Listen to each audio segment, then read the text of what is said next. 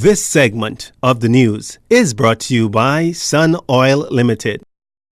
Welcome back.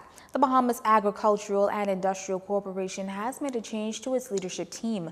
Michael Folks is out as its executive chairman and Gregory Cawley is in. Mr. Cawley is no stranger to BAIC. He's been serving as the corporation's deputy chairman.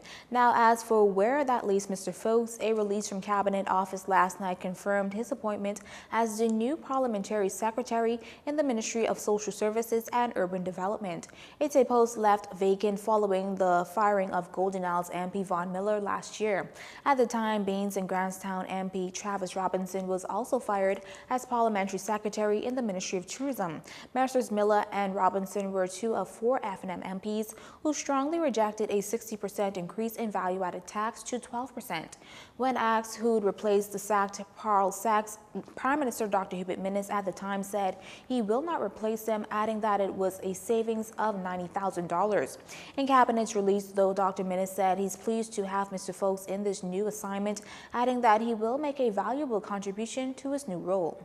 Meantime, a boating accident turns deadly over in Apico. Police say they were called to an area near Little Hall Key where a white 28-foot vessel with two 250 HP engine attached and two occupants on board had run aground on rocks. Further investigations revealed that the female on board was unresponsive. The woman was taken to the Marsh Harbor Medical Center where doctors pronounced her dead. Police are awaiting the results of an autopsy report to determine the exact cause of death.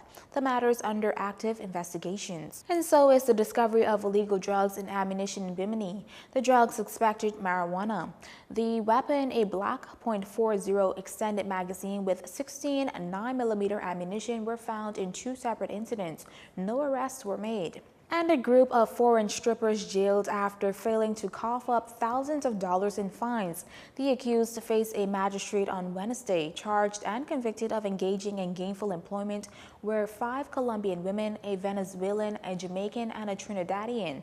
They were each fined $3,000 or imprisonment. The Trinidadian, along with a Colombian, were also charged and convicted of overstaying. Those two were fined $1,000 each. All the Haitian nationals were charged and convicted of illegal landing. They were each slapped with a $300 fine and 1 month imprisonment. The fines were not paid.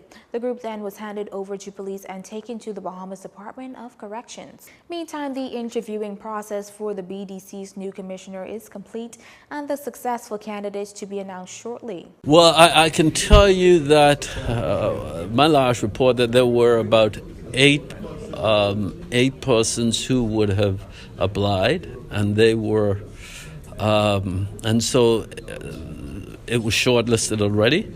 And the short list, those persons who were on the short list had already been interviewed. And so we have a good idea as to who the next commissioner would be. And as I said, within the next few weeks or so, we will be making that public, and then we'll give that individual an opportunity now to work on who should be their executive team. According to National Security Minister Marvin Dames, the vast majority of the 8 candidates vying for the top posts are Bahamians, adding that the new commissioner will be chosen irrespective of political affiliation. We're looking for the brightest and the best.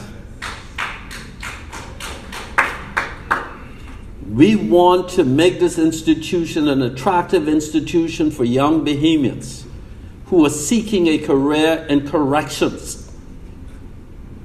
This is no longer a stop-off for someone who's seeking to make some extra monies. This is no longer that. All right?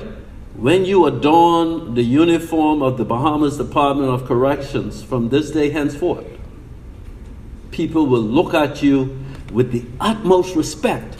Meantime, the Canadian Commissioner of Corrections is set to visit the Bahamas this weekend to sign a memorandum of understanding. That MOU is to further assist the BDC in its transformation from a penal to a correctional facility. The minister was the keynote speaker this morning at the first in a series of senior management seminars with the Department of Corrections. Our final segment is up next. This segment of the news has been brought to you by Sun Oil Limited.